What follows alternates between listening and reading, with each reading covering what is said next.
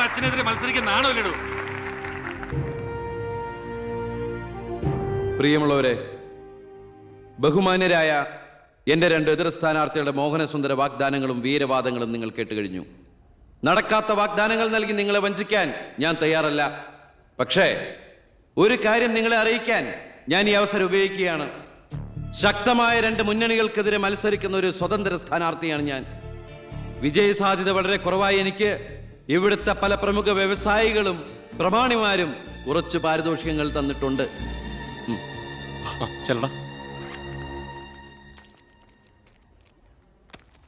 ഇത് 5 ലക്ഷം രൂപയുണ്ട്. നമ്മുടെ മുന്നിലിരിക്കുന്ന നന്മ നിറഞ്ഞ ശ്രീ ചാണ്ടിച്ചൻ സംഭാവനയായി തന്നതാണ് ഈ തുക. ഇത് 3 ലക്ഷം വ്യവസായ പ്രമുഖൻ കോശിയുടെ വക. ഇത് 2 ലക്ഷം അബ്കാരി നമ്പീശന്റെ വക. ഇത് 1 ലക്ഷം കോൺട്രാക്ടർ സരസന്റെ വക. വിജയ സാധ്യത ഒട്ടുമില്ലാത്ത എനിക്ക് ഇത്രയൊക്കെ കിട്ടിയിട്ടുണ്ടെങ്കിൽ വിജയത്തിന്റെ തൊട്ടടുത്ത് നിൽക്കുന്ന എന്റെ എതിർ സ്ഥാനാർത്ഥികൾക്ക് എത്രയൊക്കെ കിട്ടി കാണും. ഈ ചിറ്റാരിക്കരയുടെ അഭിമാനമായ സന്മനസ്സുള്ള ചാണ്ടിച്ചൻ പറയണം, താങ്കൾ എത്ര രൂപ സംഭാവനയായിട്ട് കൊടുത്തു എന്ന്. ആ നല്ല മനസ്സ് ജനങ്ങളൊക്കെ ഒന്ന് അറിയട്ടെ എന്ന്. ജനാർദ്ദനം പിള്ളയ്ക്ക് 10 ലക്ഷം, മേനോൻ സാറിന് 20 ലക്ഷം അല്ലേ? സത്യമാണ്, നുണ പറയല്ല. പണം പിടിച്ചു. Thank you Chandichan. കർത്താവ് തരുന്നു, ഞാനത് കൈനീട്ടി വാങ്ങിക്കുന്നു. എങ്ങനെയുണ്ട്? ടിവിയിൽ വരുക കേട്ടല്ലോ. ഇതുപോലെ എത്ര ലക്ഷങ്ങൾ ഇവരുടെ കൈകളിൽ എത്തിക്കാണും. അതിവിടെ വെളിപ്പെടുത്താൻ ഈ സ്ഥാനാർത്ഥികൾ തയ്യാറാണോ?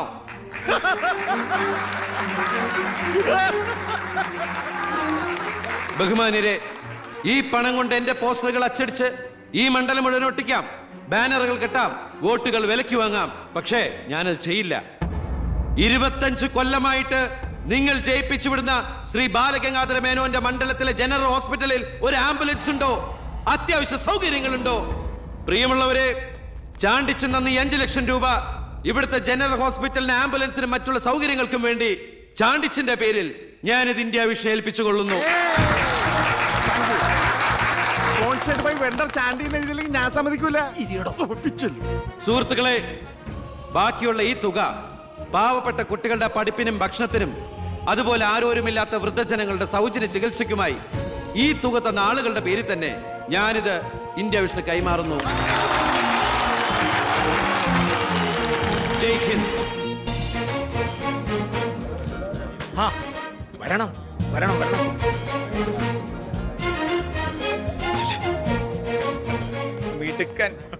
മിടുക്കൻ എന്നോട് പിണക്കൊന്നുമില്ലല്ലോ. എന്തിന്? ഇത് പൊളിറ്റിക്സ് അല്ലേ? ഇവിടെ വേണ്ടത് സ്പോർട്സ്മാൻ സ്പിരിറ്റ് അല്ലേ? നീ ഇരിക്കടാ. അങ്ങോട്ട് ഇരിക്കേ. വേണ്ട സാർ. കൃഷ്ണകുമാറിന്റെ പിന്തുണ ഞങ്ങൾക്ക് പ്രതീക്ഷിക്കാമല്ലോ അല്ലേ? ഞാൻ പിന്തുണച്ചാലേ KDF-ന് മന്ത്രിസഭ ഉണ്ടാക്കാൻ സാധിക്കുമെന്ന് എനിക്ക് നന്നായിട്ട് അറിയാം. ചെറുപ്പം മുതൽ പ്രവർത്തിച്ചു പോന്ന പ്രസ്ഥാനത്തിന്റെ കൂടെ നിൽക്കാൻ എനിക്ക് സന്തോഷമേ ഉള്ളൂ. പക്ഷെ ഒരു ഡിമാൻഡ് ഉണ്ട്. ആഭ്യന്തരം എനിക്ക് കിട്ടണം.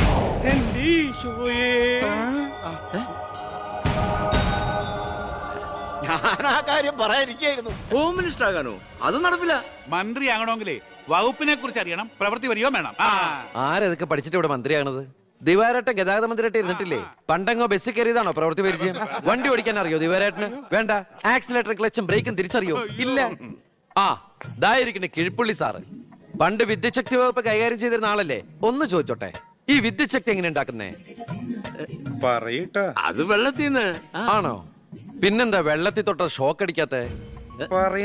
അതൊക്കെ എന്തിനാ നമ്മൾ അറിയുന്നേ? സ്വിച്ച് ഇട്ടാ കറണ്ട് വരുന്നുണ്ടോ? അത് മാത്രം അറിഞ്ഞാ മതി. അതറിയില്ല. യവൻ പറയുന്നതിലും കാര്യമുണ്ടെന്നേ. പിന്നെന്താ ഷോക്ക് അടിക്കാത്ത? നമ്മളെന്തിനാ വല്ലവന്റെ കാര്യം ആലോചിച്ച് തല ഉണ്ടാക്കുന്നേ? ഏതൊരു ജോലിക്കുണ്ട് യോഗ്യത ടെസ്റ്റ്. സത്യത്തിൽ മന്ത്രിയാകാനും വേണം ഒരു പരീക്ഷ. ഈ IAS IPS ഒക്കെ പോലെ IIPS, Indian institute of political science, അത് പഠിക്കണം. അല്ലെങ്കിൽ വേണ്ട. മിനിമം യോഗ്യത 10ാം ക്ലാസ് പാസ്സാവണമെന്ന് പറഞ്ഞാ ഇവിടെ ഇരിക്കുന്ന പലരും ഓടിപ്പോണ്ടി വരും. ഈ തെരഞ്ഞെടുപ്പ് എന്ന് പറയുന്നത് തന്നെ ഒരു പരീക്ഷയാണ്. ആ പരീക്ഷ പാസ്സായവർക്ക് മാത്രമേ മന്ത്രിയാവാൻ പറ്റൂ. അതൊരു പരീക്ഷയല്ല സാറേ, പരീക്ഷണമാണ്. ഇവനെങ്കിലും ശരിയാവോ എന്നുള്ള ജനങ്ങളുടെ പരീക്ഷണം.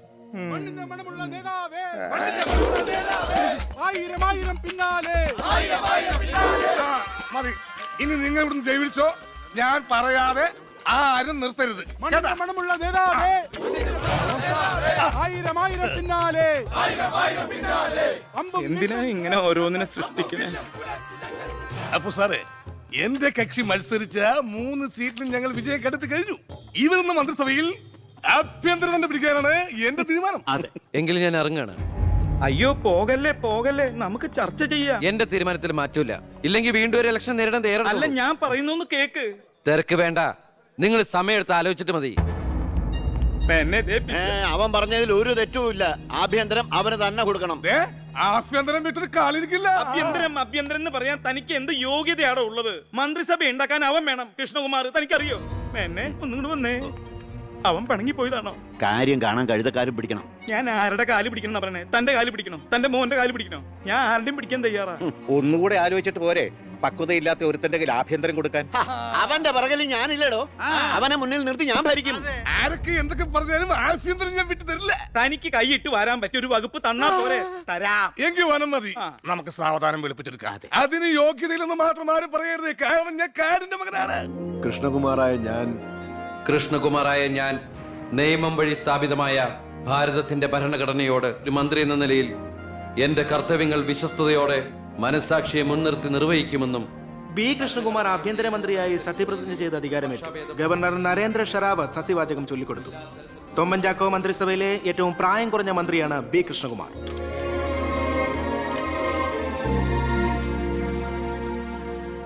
പുര കത്തുമ്പോൾ വാഴ വെട്ടുന്നു എന്ന രീതിയിലല്ലേ ഭൂരിപക്ഷം തികയ്ക്കാൻ ബുദ്ധിമുട്ടിയ KDF-ൽ നിന്നും നിങ്ങൾ ആഭ്യന്തരമന്ത്രി സ്ഥാനം വില പറഞ്ഞു വാങ്ങിച്ചത്?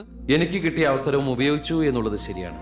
അത് പക്ഷേ എന്റെയും കുടുംബത്തിന്റെയും സാമ്പത്തിക ഭദ്രത അരക്കെട്ടുറപ്പിക്കാനോ അധികാര ദുർവിനിയോഗത്തിനോ അല്ല, മറിച്ച് എനിക്ക് കിട്ടിയ ഈ അധികാരം ജനനന്മയ്ക്കായി വിവേകത്തോടെ ഉപയോഗിക്കാനാണ്. അച്ഛനെതിരെ മത്സരിച്ചപ്പോഴുണ്ടായ മാനസികാവസ്ഥ? ഞാൻ അച്ഛനെതിരായിട്ടല്ല, അച്ഛന്റെ രാഷ്ട്രീയ നയങ്ങൾക്കെതിരെയാണ് മത്സരിച്ചത്. രാഷ്ട്രീയം വ്യക്തിനിഷ്ഠമല്ല. അച്ഛനെ തോൽപ്പിച്ചപ്പോൾ എന്തു തോന്നി? ഞാനല്ലോ തോൽപ്പിച്ചത്, ജനങ്ങളല്ലേ. രാഷ്ട്രീയക്കാർ കൊള്ളരുതായ്മ കാണിച്ചാൽ വോട്ടിങ്ങിലൂടെ പുറത്താക്കാൻ ജനങ്ങൾക്ക് അവകാശമുണ്ട്. അപ്പോൾ താങ്കളുടെ അച്ഛൻ ശ്രീ ബാലഗംഗാധര മേനോൻ ഒരു കൊള്ളരുതാത്തവരും അഴിമതിക്കാരും ഒക്കെ ആണെന്നാണോ ബഹുമാനപ്പെട്ട മന്ത്രി പറയുന്നത്? ഞാനൊരു വ്യക്തിയല്ല ഉദ്ദേശിച്ചത്. അച്ഛൻ കുറ്റവിമുക്തനാണെന്ന് തെളിയിക്കപ്പെട്ട താങ്കൾ ഈ മന്ത്രിസ്ഥാനം ഒഴിഞ്ഞ് അദ്ദേഹത്തിന് വീണ്ടും ഒരു അവസരം നൽകുമോ? അച്ഛൻ നിരപരാധിയാണെന്ന് തെളിഞ്ഞാൽ പാർട്ടി ആവശ്യപ്പെട്ടാൽ എന്റെ മന്ത്രി പദവിയും MLA സ്ഥാനവും ഉപേക്ഷിക്കാൻ ഞാൻ തയ്യാറാണ്. കുറച്ച് സമയം, ഒരുപാട് കാര്യങ്ങൾ. അപ്പോ നമുക്ക് വീണ്ടും കാണാം.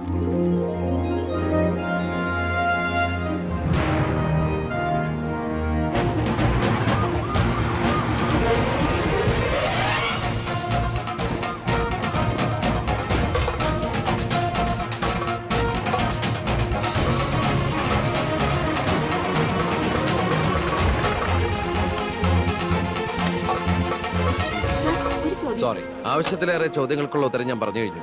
ഇനിയും ആവർത്തിച്ചാൽ വെറും വാചക കസർത്ത് നടത്തുന്ന ഒരു ഹോമിൻ സ്ട്രൈക്ക് പോകും ഞാൻ. പ്ലീസ് പ്രവർത്തിച്ച് കാണിക്കാനുള്ള സാവകാശം തരൂ. അപ്പൊ പിന്നെ കാണാം. സർ, സാർ പറഞ്ഞില്ലേ കറപ്ഷൻ ഇല്ലാത്ത officers? DYSP Anantharaghavan sir, SI Prathap Varma sir. Please come.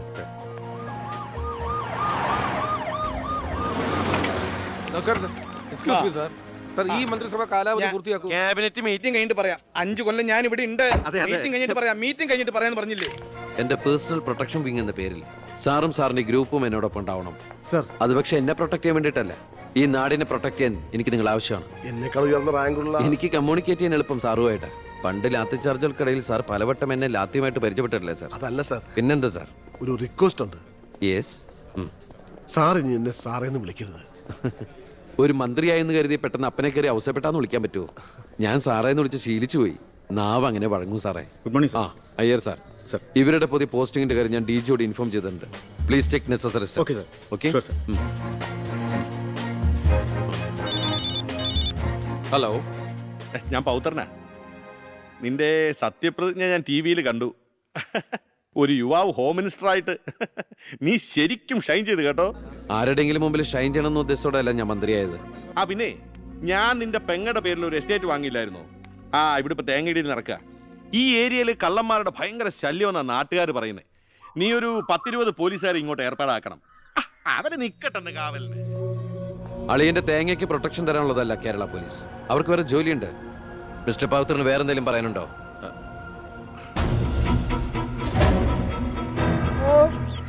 അളിയോ താനാരാ? അളിയൻ അളിയോ താനാരാ വിളിക്കണേ? അളിയനെ അളിയോ. അപ്പൊ താൻ തന്നെ തന്നെയാണ് അളിയാന്ന് അകത്തേക്ക് നോക്കി വിളിക്കണത്. നേരാ എന്താണ് ഇതാ നമ്മുടെ ഉണ്ണി. അളിയാ ഇതായിരുന്നു എന്റെ അളിയൻ, എന്റെ പൊന്നളിയാ. കണ്ണിൽ എന്നോച്ച് കാത്തിരിക്കായിരുന്നു അളിയാ. തിരിയിട്ട് കത്തിക്കാരില്ലടാ. ഈ അളിയന്റെ ഒരു തമാശ. അളിയാ നമുക്ക് ഒരുപാട് കാര്യങ്ങൾ സംസാരിക്കാനുണ്ട്. കാഷിനെ പറ്റിയുള്ള ടോക്ക്, കാഷ്വൽ ടോക്ക്. ആഹാ ഇത് എനിക്കും കൂടി അവകാശപ്പെട്ടതാണ്. എന്റെ അളിയൻ, എന്റെ സ്വന്തം അളിയൻ. ബാലിയ നമുക്ക് അകത്ത് പോയി സംസാരിക്കാം. അല്ലെങ്കിൽ വേണ്ട, ഇവിടെ നിന്ന് സംസാരിച്ച് ശരിയാവില്ല. നമുക്ക് പുറത്തു പോയി സംസാരിക്കാം. ഇവിടെ ഒന്ന് ചുറ്റിക്കറങ്ങാം. പോരെ? അപ്പൊ എന്നെ ചുറ്റിക്കാൻ കൊണ്ടുപോവാണ്. ഈ അളിയന്റെ ഒരു തമാശ. ഓ അളിയൻ. വേണ്ട വേണ്ട, ചുറ്റിക്കൊന്നും വേണ്ട. അതൊക്കെ വേണം. ആളിയോടെ നിൽക്ക്. ഞാൻ ഈ പാന്റ് മാറ്റിയിട്ട് ഒരു മുണ്ടെടുത്തോണ്ട് ഇപ്പൊ വരാം. വേണ്ട, മുണ്ടെടുക്കണ്ട. എന്താ ഇത്? എനിക്കൊരു മുണ്ടെടുക്കാനുള്ള അവകാശം പോലെ ഈ വീട്ടിലില്ലേ? ആളിയോട് നിൽക്ക്, ഞാനിപ്പോ വരാം. വനജേ ഒരു മുണ്ടെടുക്കൂ. ഓവൻകുട്ടാ വേണ്ട, ഇവിടുത്തെ സാഹചര്യം നിനക്ക് അറിയാൻ വയ്യാത്തോട്ടാ. അച്ഛാ ആരാ പോയ കരിമ്പൂതം? അത് നിന്റെ ചേച്ചിയുടെ ഭർത്താവാ, വനജയുടെ. ആരായി വനജ? എന്നാലും എന്റെ മോനെ നീ മഞ്ചേച്ചിയുടെ പേര് പോലും മറന്നു പോയല്ലോടാ. നീ വല്ലാതെ ക്ഷീണിച്ചു പോയി. അത് നീ തടിച്ചതുകൊണ്ട് തോന്നണതാ. ഇവിടുത്തെ അമ്മയുടെ ഭക്ഷണം ഒന്നും നിനക്ക് പിടിക്കണ്ടാവില്ല. അതുകൊണ്ട് വഞ്ചേച്ചിയുടെ അടുത്തേക്ക് പോന്നോളൂ. പിന്നെ നിന്റെ മുണ്ട് എക്സ്പോർട്ടിന്റെ ബിസിനസിന് ഇവിടത്തെക്കാളും നല്ലത് അവിടെയാ. അതുകൊണ്ട് മോനങ്ങോട്ട് പോന്നോളൂ. അളിയാ ഞാൻ റെഡി, നമുക്ക് പോവാം. ഓവൻകുട്ടാ നീ ഇത് എന്ത് ഭാവിച്ചാ? ഞങ്ങൾ അളിയനും അളിയനും ഒന്ന് കറങ്ങാൻ പോകുന്നു. തൽക്കാലം മാത്രം മനസ്സിലാക്കാൻ മതി. അളിയാ നമുക്ക് ഇറങ്ങാം. ഈ കറങ്ങലല്ല, നമുക്ക് അവിടെയൊക്കെ പോയി ചുറ്റിക്കറങ്ങണ്ടേ?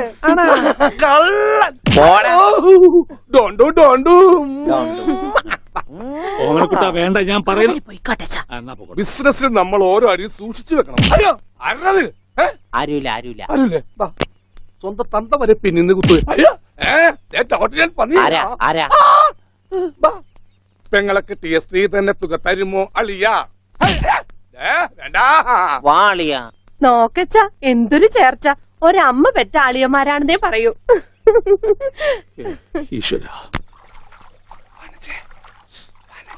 ഓടാ പട്ടി, ഇത്രയും കാലമായിട്ട് നിന്റെ അസുഖം ഒന്നും മാറിയില്ലേ? എടി ഇത് ഞാനാടി, ഓമനക്കുട്ടൻ. അയ്യോ നിങ്ങളായിരുന്നോ? നീ ഒന്നിങ്ങോട്ട് വന്നേ, വരുമ്പോ ഒരു മുണ്ടും എടുത്തോ. മനുഷ്യന്റെ ഒരു കാര്യം.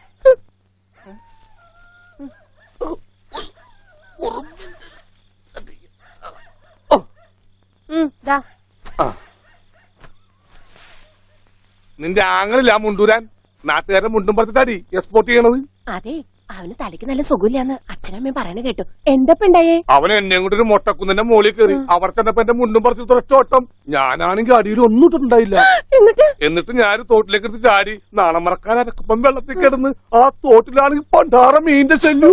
അപ്പോഴേ ഒരാൾ തോട്ടെറിഞ്ഞ് മീനെ പിടിക്കാൻ വന്നേക്കണു. എന്നിട്ട് തോട്ട പൊട്ടിയ തീർന്നില്ലേ? ആ തോട്ടക്കാരനെ പറഞ്ഞവിടെ ഞാൻ പെട്ട പാട്. എന്തായി കേക്കണേ? അതെ, ഞാൻ ആദ്യം വനജയെന്ന് വിളിച്ചപ്പോ നീ ആരാണെന്നാ വിചാരിച്ചത്? അത് ഞാൻ വിചാരിച്ചത് പട്ടിയാണെന്നാ. പട്ടിയൊക്കെ നിന്നെ വനജയെന്നാ വിളിക്കാറ്. ചില പട്ടികളൊക്കെ എന്നെ അങ്ങനെയാ വിളിക്കാം. ഓഹോ. അയ്യോ, കുട്ടിക്കാലത്തെ ശീലമൊന്നും അവന് ഇനിയും മറന്നിട്ടില്ല. എന്റെ വിരലെ കടിച്ചെന്നേ. കുറുമ്പ്, എന്തൊരു കുറുമ്പ ഇത്? കുറുമ്പൊന്നുമല്ല, എനിക്ക് ഇഷ്ടമല്ലാത്തതാണെങ്കിൽ ഞാൻ കടിക്കും. എനിക്ക് ചോറ് വേണ്ട. ചോറ് വേണമെങ്കിൽ അവർ എന്താ ഇഷ്ടമുള്ളത് ഉണ്ടാക്കി കൊടുക്കും. നിനക്ക് പിന്നെ എന്താ വേണ്ടേ? Bread toast. അയ്യോ അതെന്ത് കുന്ത്രാണ്ടോ? എനിക്ക് അത് മതി. അതമ്മ നാളെ ഉണ്ടാക്കി തരാം മക്കളെ. ഇപ്പൊ ഈ ചോറ് എനിക്കിതൊന്നും വേണ്ട. ഇപ്പൊ ഇത്തിരി ചോറുണ്ട്, നമ്മ പറഞ്ഞല്ലോ. ബ്രെഡ് ടോസ്റ്റ് നാളെ ഉണ്ടാക്കി. എനിക്ക് ചോറ് വേണ്ട. എന്തിന്? ഉണ്ണി വലിച്ചെറിഞ്ഞ ചോറാ. ഞാൻ വിചാരിച്ച തലച്ചോറ് പുറത്തേക്ക് ഒന്നാണെന്ന്. അതിന് തലയ്ക്കകത്ത് അത് ഉണ്ടെങ്കിലല്ലേ പുറത്തേക്ക് വരാം. ഓഹോ, അതുണ്ടെങ്കിലേ പുറത്തേക്ക് വരൂ. ചോറ് വലിച്ചെറിയേ. എന്താ ഉണ്ണിയേട്ട രാത്രിയിൽ ഇങ്ങനെ ബഹളം ഉണ്ടാക്കുന്നേ? കണ്ടോ, രാത്രി ഞാൻ എവിടെ പോയി ഉണ്ടാക്കാനാ? അമ്മ വിഷമിക്കണ്ട, റൊട്ടി ഇരിപ്പുണ്ട് അവിടെ. ആ ഉണ്ട്. വെണ്ണയോ? അതും ഉണ്ട്. എന്നാ ഇപ്പൊ ഉണ്ടാക്കി തരാം കേട്ടോ ബ്രെഡ് ടോസ്റ്റ്. അമ്മിക്കുട്ടി,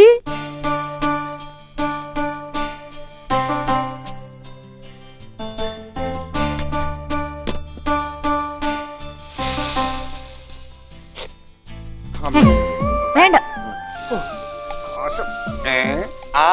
റൊട്ടി കഞ്ഞിയിൽ മുക്കി തേച്ച് വടി പോലെ ആക്കിക്കൊടു. എന്നിട്ട് വേണം അത് വെച്ച് അടിച്ചെന്നെ നിറകം തന്നെ പൊട്ടിക്കാൻ. നിക്കട്ടാ ഇപ്പൊ തന്നെ പൊളിക്കട്ടാ. ദൈവമേ, രാധന്മാര് പറഞ്ഞതാ. റൊട്ടി സ്ത്രീട്ട് തരാനാണെങ്കിൽ മോൻ എന്നോട് പറയായിരുന്നില്ലേ? ചേച്ചി ഇട്ട് തരായിരുന്നില്ല റൊട്ടി. ഓടി വട്ടി. ഓ വിളിച്ചോ, ഇതാ വരണേ കേട്ടാ. വേണ്ട വേണ്ട വേണ്ട. Bread toast എനിക്കിഷ്ടായി.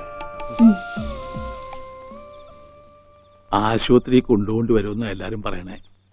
വേണ്ട, ഭ്രാന്തന്മാരുടെ ആശുപത്രിയിലൊന്നും എന്റെ കുഞ്ഞിനെ കൊണ്ടുപോകണ്ട. അവര് പൂട്ടിയിട്ട് ഷോക്ക് അടിപ്പിക്കുകയോ ഉപദ്രവിക്കുകയോ ഒക്കെ ചെയ്യും. അസുഖം ഭേദമാവണമെന്ന് വെച്ചാൽ അങ്ങനെയുള്ള ചില മുറകളൊക്കെ വേണ്ടി വരും. ആഹാ, തെക്കലെ ഗോവിന്ദനെ കൊണ്ടുപോയിട്ട് എന്തായി? ഷോക്ക് അടുപ്പിച്ച് അവസാനം ആ പാവത്തിനെ കൊന്നു.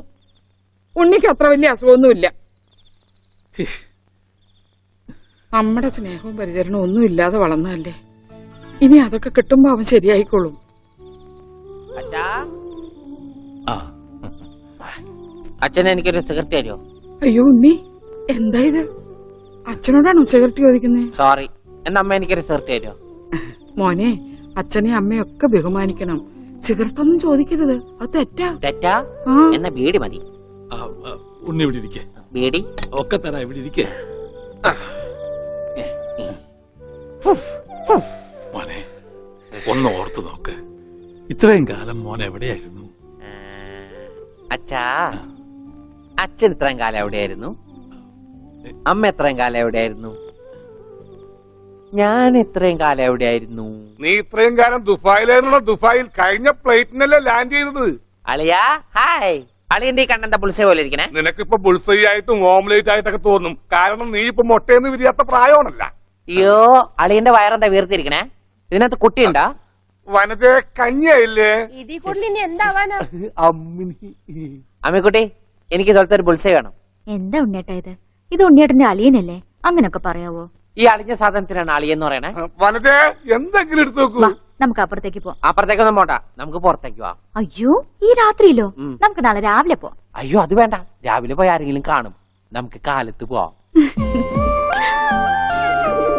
ഇതാ എന്റെ വീട്. ഓ, അവസാനം നമ്മൾ കണ്ടുപിടിച്ചു. ഇതെന്തിനാ വെച്ചിരിക്കുന്നത് അറിഞ്ഞൂടെ? നീ വേലയാടാതിരിക്കാൻ. ആരാ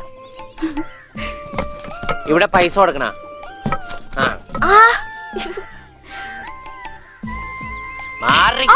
അയ്യോ അമ്മേ, ഒന്നും പറ്റിയോ? ഞാനല്ല, ആരാ വന്നിരിക്കുന്ന നോക്ക്. പറഞ്ഞേട്ടില്ലേ ആരാ വന്നേക്കണേ? നോക്കണേ.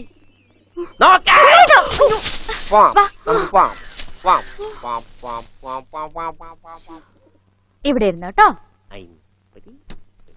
ഇതാണ് അമ്മിക്കുട്ടിയുടെ മുറി. ആരെ എടുക്കണേ? തിന്നാനാണാ? പറയാം. എന്തോട്ടത്? ഇതിനകത്തൊക്കെ പഴയ പത്രങ്ങളാ. ഉണ്ണിയേട്ടനെ കാണാണ്ടായെന്ന് തൊട്ട് മാഷ് കൊടുത്തിട്ടുള്ള എല്ലാ പരസ്യങ്ങളും ഞാൻ സൂക്ഷിച്ചു വെച്ചിട്ടുണ്ട്. പരസ്യങ്ങളൊക്കെ രഹസ്യമൊക്കെ വെച്ചിരിക്കാ. ദേ, ഇതിനകത്തൊക്കെ ഉണ്ണിയേട്ടന്റെ പടം ഉണ്ട്, കണ്ടാ? ആ ഹലോ, ഈ പട എന്റെ പട? കാണാനില്ല. ഞാനും മാനും തമ്മിൽ എന്താ ബന്ധം? ഉണ്ണിയേട്ടനെ എന്തൊക്കെയായി ചോദിക്കണേ? അമ്മക്കുട്ടി, ഞാനെങ്ങനെ കാണുമാണ്ടായേ? എന്റെ അച്ഛന്റെ കൂടെ പൂരം കാണാൻ പോയതാ ഉണ്ണിയേട്ടൻ. അപ്പൊ അവിടെ അച്ഛനെ കാണുമാണ്ടായ? ഉണ്ണിയേട്ടനെ കാണാണ്ടായ പിന്നെ അച്ഛനും കൂടെ വന്നിട്ടില്ല. ഇപ്പൊ എവിടെയാണെന്ന് ആർക്കും അറിഞ്ഞൂടാ. ആരാ അമ്മക്കുട്ടിയുടെ അച്ഛൻ? പണിക്കരമാവൻ ഓർമ്മയില്ലേ? പിന്നെ ആരാ? പൂരപ്പണിക്കരെന്ന നാട്ടുകാരൊക്കെ വിളിക്കണേ. ചെണ്ടപ്പുറത്ത് കോലു വീണ അവിടെ ഉണ്ടാവും അച്ഛൻ. സമയത്തിനവിടെ എത്തിയാ മതിയായിരുന്നു. അമ്മൂട്ടിയെ, നീയും വരണോ പൂരത്തിന്? അല്ലേലും നാട്ടുകാരൊക്കെ വിളിക്കണ പൂരമണിക്കരുടെ മോളേന്നാ.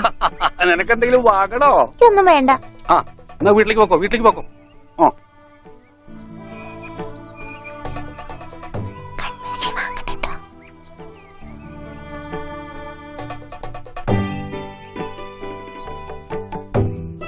ഈ സ്ഥലം ഓർമ്മയുണ്ടോ ഉണ്ണിയേട്ടന്?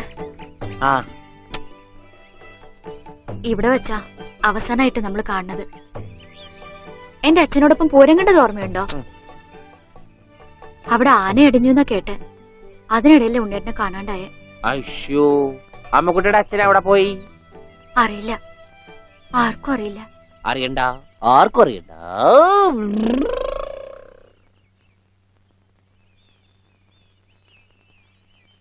ഗോവേട്ടൻ എന്താ ഇവിടെ? ഇവനാണല്ലോ ഉണ്ണി. ആ ഇവനാണല്ലേ ഉണ്ണി.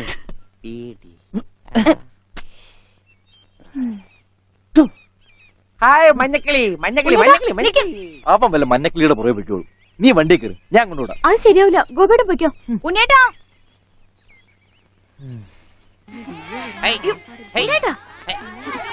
ഇതാ ഉണ്ണേട്ടൻ പഠിച്ചിരുന്ന സ്കൂള്.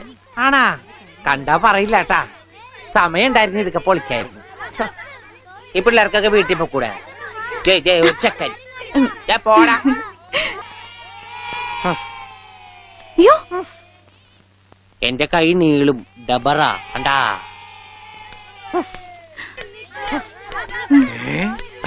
ഉണ്ണി ഇത് എവിടെ വന്നിരിക്കുന്നേ? അച്ഛൻ എവിടെയാണ് പഠിക്കണേ? അച്ഛൻ ഇവിടുത്തെ ഹെഡ് മാഷല്ലേ ഉണ്ണേട്ടാ? അയ്യേ. മാഷേ, ടീച്ചറെ ഇതാ എന്റെ മോൻ ഉണ്ണി. ഇതാ സുന്ദരി ടീച്ചറെ. ഹായ് സുന്ദരി ടീച്ചർ. ടീച്ചർക്ക് ജനിക്കണേന് മുമ്പാണ് സുന്ദരി ടീച്ചർ എന്ന് പേരിട്ടത്. അവനൊന്നും പറയരുത്.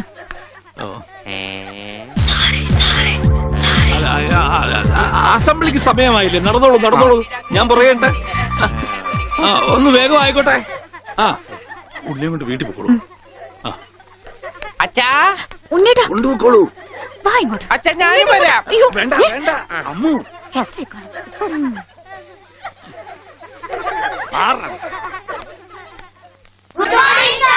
ആദ്യമായി പതിവ് പോലെ ഈശ്വര പ്രാർത്ഥന. ഈശ്വര പ്രാർത്ഥന ഞാൻ പാടാം. വേണ്ട, അതിന് കുട്ടികളുണ്ട്, അവര് ഞാൻ നന്നായിട്ട് പാടും. വേണ്ട. ഞാൻ പാടിക്കോട്ടെ മാഷേ, ഈ സ്കൂളിലെ പൂർവ്വ വിദ്യാർത്ഥിയല്ലേ? അത് ശരി, പക്ഷെ പാടിക്കോട്ടെ മാഷേ, ഉണ്ണി പാടിക്കോട്ടെ. അല്ല, അവര് പറയണ ഞാൻ പാടാം. ഉണ്ണി പഠിച്ചത്.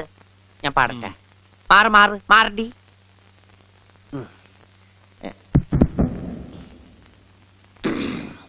സാറേ സാറേ സാമ്പാറേ സാറിന്റെ വീട്ടില് കല്യാണം. സാറേ സാറേ സാമ്പാറേ സാറിന്റെ വീട്ടില് കല്യാണം. പാട് പാട്. സാറേ സാറേ സാമ്പാറേ സാറിന്റെ വീട്ടില് കല്യാണം. അട്ട വറുത്തത് ഉപ്പേരി കോഴി തൂവൽ ചമ്മന്തി. ഞാനോള് വറുത്തപ്പൻ നൂഡിൽസ് നൂഡിൽസ്. സാറേ സാറേ സാമ്പാറേ സാറിന്റെ വീട്ടില് കല്യാണം. സാറേ സാറേ സാമ്പാറേ അട്ട വറുത്തത് ഉപ്പേരി കോഴി തൂവൽ ചമ്മന്തി. മാറ്.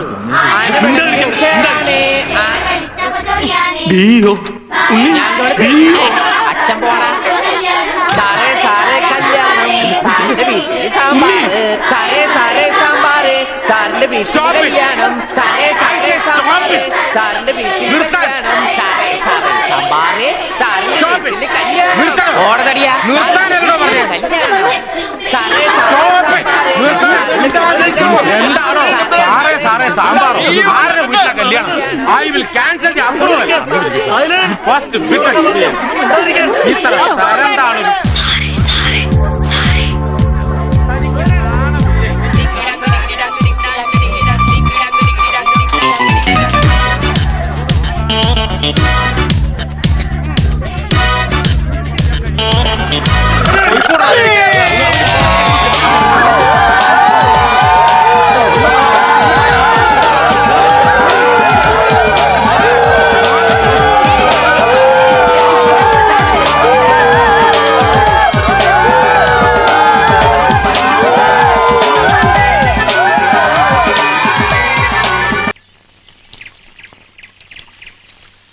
ഞാൻ പറഞ്ഞില്ലേ, ചെടിക്ക് വെള്ളം ഒഴിക്കുമ്പോ അച്ഛൻ മുണ്ടേ ഉടുക്കൂ.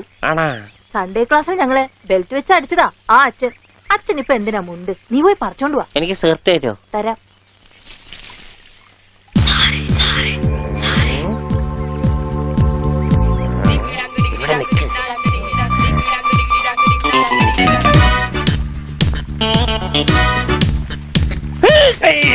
അവൻ എന്റെ മുണ്ടൊരിഞ്ഞു. ഇവിടെ കുഞ്ഞവറ. എടാ കുഞ്ഞവറ, എന്തോ ഒന്ന് ഇത്രടം വരെ വന്നേ. മുട്ടമായിരുന്നു താഴെ പോയി. കുഞ്ഞവറ പറഞ്ഞോ, നീ ഇങ്ങോട്ട് വരണ്ട.